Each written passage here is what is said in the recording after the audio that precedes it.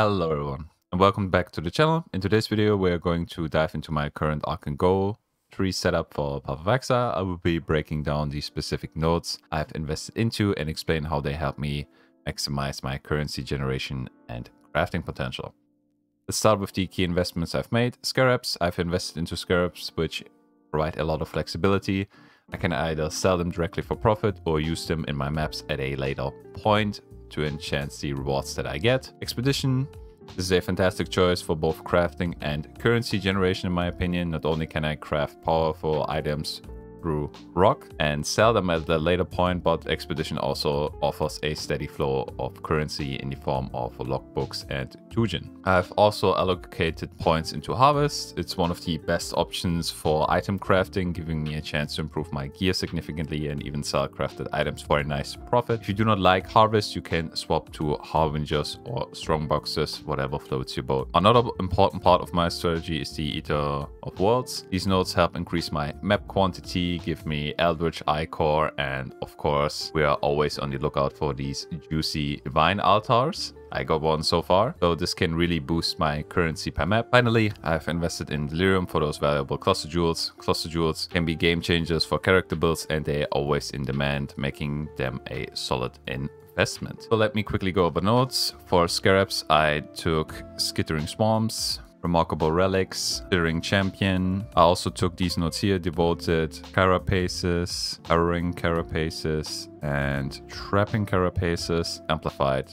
Artifacts. For Expedition, I took all these small nodes over here to increase my chance to get an expedition encounter. I decided to take Ancient Writings, Distinguished Demolitionist, and Extreme Archaeology. If your character is not strong enough for this, I would recommend that you do not take this node because it requires your character to be either decently tanky or deal a high amount of damage to the minions so that you basically one-shot everything. Then I traveled up here. I took a noble quest to increase the chance to get Danik and Scratching Up the Ground to increase the chance to get Tujin. And of course the last node would be Buried Knowledge to increase the quantity of expedition logbooks and increase the number of runic monster markers. For Harvest, I traveled down to Call of the Grove to increase the chance to get the Harvest. And then I traveled up here, Bountiful Harvest, Doubling Season, and Heart of the Grove. Eater of World nodes are pretty straightforward.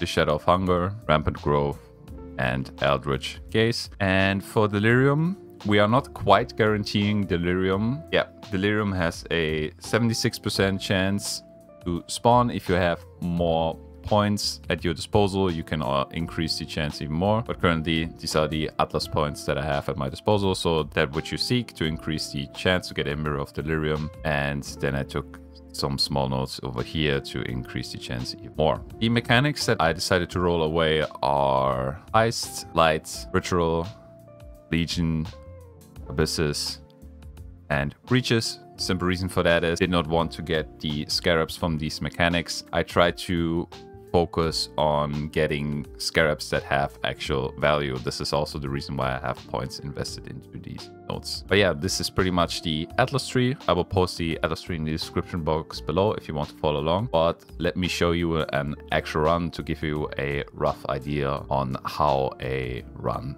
would look like.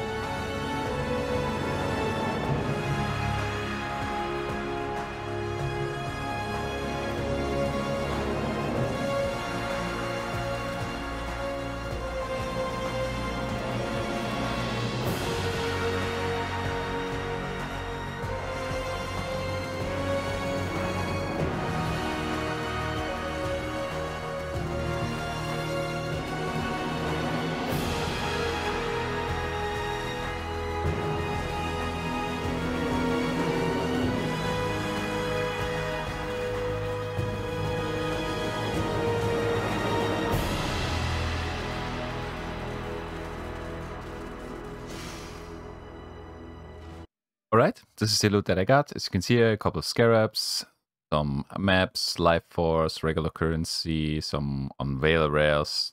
These will not be factored in, obviously, and some abyss jewels. So let's see what Wealthy Exile thinks about the stash tab. Wealthy Exile evaluates the stash tab at 61 Chaos Orbs.